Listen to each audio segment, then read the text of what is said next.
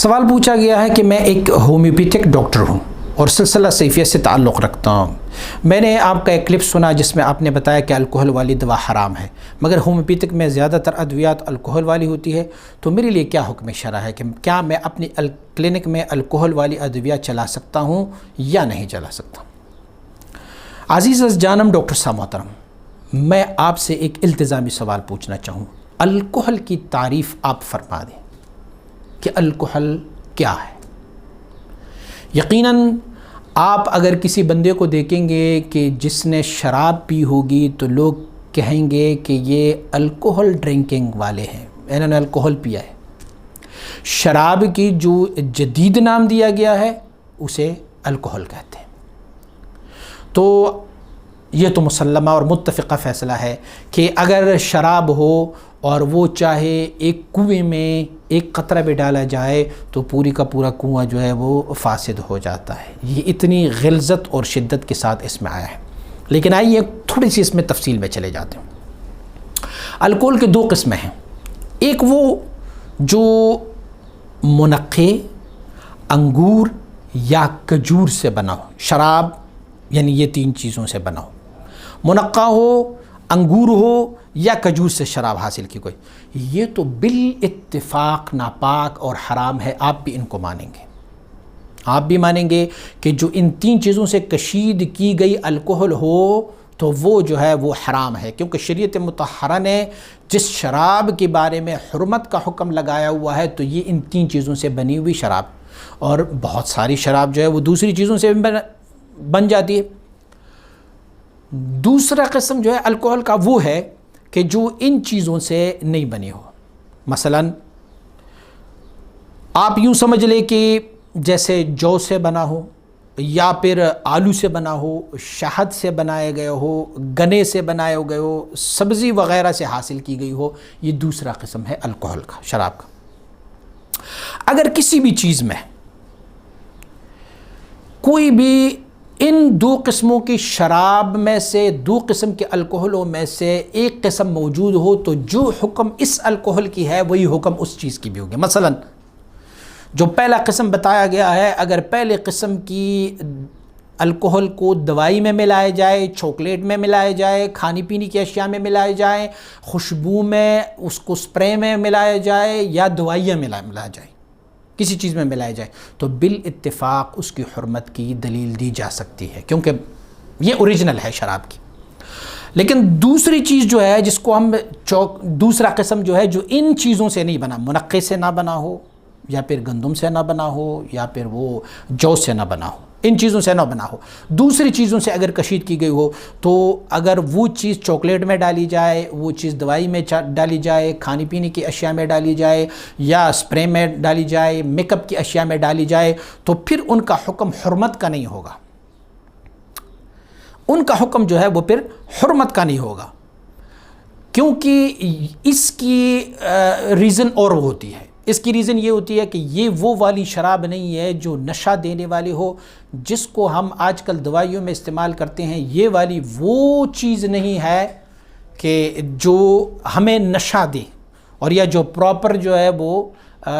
استعمال کی جا رہی ہو نشے کی صورت میں، بلکہ اس میں سے اکثر و بیشتر یہ ہے الکحل کہ یہ پروٹیکشن کے لیے استعمال کی جاتی ہے۔ میں پھر سے آپ کو کہتا ہوں، اگر یہ الکحل ان تین چیزوں سے جس کا میں نے تذکرہ کیا اگر ان سے بنایا گیا ہو تو چاہے وہ کسی بھی چیز میں شامل ہو وہ جو ہے وہ ناجائز ہے۔ اچھا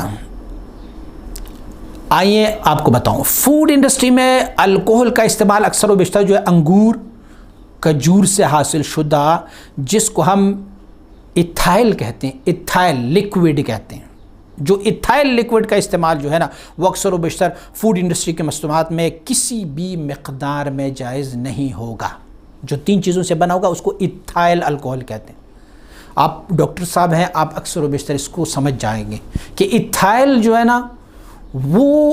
یہ ان تین چیزوں سے کشید ہے، اور یہ فوڈ انڈسٹری میں یا اس کے علاوہ میڈیکل انڈسٹری میں استعمال کی جائے یا میک اپ کی کسی بھی چیز میں اس کو استعمال کی جائے تو یہ کسی بھی صورت یہ جائز نہیں ہوگا۔ اور ایتھائل کے علاوہ انگور یا کھجور جو ہے اس کے علاوہ اگر کسی اور چیز سے وہ حاصل شدہ ہو جس کو ہم فوڈ انڈسٹری میں اتنے مقدار میں استعمال کر سکتے ہیں کہ جس میں سے ہمیں نشہ نہ ہو. اچھا، اس ایتھائل الکوہل میں اگر یہ کہیں بھی کسی بھی دوسری چیز سے کشید کی گئی ہو لیکن وہ اتنے مقدار میں ہو کہ جس سے وہ نشہ نہ دے تو پھر جائز ہوگا. لیکن اگر ایتھائل الکوہل اتنا اس چیز سے کشید کی گئی ہو، جیسے میں نے کہا گندم سے کشید کی گئی ہو، انگور سے یا منقے سے کشید کی گئی ہو، تو پھر بھلے وہ نشہ دے یا نہ دے، دونوں صورتوں میں وہ حرام اور ممنوع ہے. اب آپ سمجھیے کہ جو آپ اپنی میڈیسن میں شامل کرتے ہیں، پہلے تو یہ آپ کنفرم کر لیں کہ یہ الکوہل جو آپ وہاں پر ڈالتے ہیں یقیناً یہ کیمیکل سے بنتے ہیں. مجھے پتا ہے کہ آج کل یہ کیمیکل سے بنتے ہیں، لیکن اس کیمیکل کی اجزاء کیا ہے؟ کیا اس میں سے یہ گندم سے کشید کیا گیا ہے؟ کیا یہ منقے سے کشید کیا گیا ہے یا انگور سے کشید کیا گیا ہے؟ اگر آپ کی دوائیوں میں ان سے کشیدہ کی گئی الکوہل کی کوئی بھی مقدار اس میں شامل ہو، یہ اگر آپ کی دوائی میں نشہ دے یا نہ دے تو یہ ہر صورت میں ممنوع ہے، حرام ہے. لیکن اگر اسی ایتھائل الکوہل کو کوئی اتنی مقدار میں ہو جو ان تین چیزوں سے بنی نہ ہو، جو میں ذکر کر چکا، ان تین چیزوں سے بنی نہ ہو، اور پھر وہ آپ کی دوائی میں استعمال ہو اور اتنی استعمال ہو کہ جس میں سے نشہ نہ آئے، تو پھر جائز ہے، پھر اس کی جواز کا حکم دیا جاتا ہے. میں نے کہا پہلے والی صورت والی الکوہل جو ہے اگر ایک قطرہ بھی کسی کنویں میں گر گیا تو پوری کا پورا کنواں فاسد ہے، حالانکہ وہ اس میں نشہ تو نہیں دیتا، لیکن بذات خود جو ہے وہ مردار ہے، تو اس کی مرداری کی وجہ سے ان کی حرمت کا حکم لگایا جا سکتا ہے. لیکن آپ کی دوائی میں اگر ان تین چیزوں سے کشید نہ کی گئی الکوہل شامل ہو اور اتنی مقدار میں ہو کہ اس سے نشہ نہ آ جائے تو پھر جائز ہے. ہاں، اتنی مقدار میں اسے ڈالا جائے کہ اس سے بذات خود نشہ آئے تو پھر وہ ناجائز ہے. دیکھیں آپ بونڈ ہے نا، سمد بونڈ کو لے لیں آپ. اب سمد بونڈ جو ہے جو بذات خود یہ کوئی نشے کی چیز نہیں ہے، یہ تو چپکانے کے لیے گوند کا استعمال کیا جاتا ہے، لیکن اسی سمد بونڈ کو اگر اس طریقے سے استعمال کی جائے کہ وہ نشہ دے تو پھر اس کی حرمت کی دلیل ہے. اب آپ دیکھیں افیون ہے، افیون کے بارے میں یہ کہا گیا ہے کہ یہ بہت ساری دوائیوں میں استعمال کی جاتی ہے، لیکن اگر یہ افیون چونکہ ان تین چیزوں سے کشید نہ کی گئی ہے اور یہ اگر اتنی مقدار میں دوائی میں ڈالی جائے کہ وہ نشہ آور نہ ہو تو افیون کی اجازت مل جاتی ہے ہمیں شریعت سے. لیکن اگر اسی افیون کو آپ بطور نشہ، جیسے بہت سارے لوگ جو ہے نا وہ لیتے ہیں، منہ میں رکھتے ہیں، یا پھر جدید جو انہوں نے اس میں سے نکالا ہوا ہے، ان کی عرق نکالی ہوئی ہے، وہ بذریعہ انجیکٹ وہ جسم میں داخل کر لیتے ہیں تو پھر وہ نشہ دیتا ہے، اور جب نشہ دیا تو پھر اس کی حرمت کی ثابت ہو. تو جناب ڈاکٹر صاحب، میں آپ کو اپریشیٹ کرتا ہوں، میں آپ کو مبارکباد دیتا ہوں کہ آپ دیکھو سلسلہ سیفیہ مبارکہ کی یہ برکات میں سے ہے کہ اللہ کریم نے آپ کو یہ توفیق عنایت فرمائی کہ آپ نے یہ پوچھا کہ الکوہل کے بارے میں، چونکہ آپ خود ڈاکٹر ہیں، بہتر جانتے ہیں. تو میری نصیحت آپ کو یہ ہے کہ آپ خود ڈاکٹر ہیں اور آپ خود دیکھ لیں آپ کی دوائیوں میں کیا ان تین چیزوں سے کشید کی گئی کسی بھی قسم کا الکوہل. یہ معنی نہیں ہے کہ جو پرانے زمانے میں کشید کی جاتی تھی وہ جاموں میں پلائے جاتے. آج کل تو جدید دور ہے، آج کل تو اس کو کی نئی پروڈکشن کے ساتھ لے کے آتے ہیں، لیکن ان کے اجزاء کو آپ مطالعہ فرمائیں کہ اگر ان کے اجزاء میں کوئی ان تین چیزوں سے کشید کی گئی ہو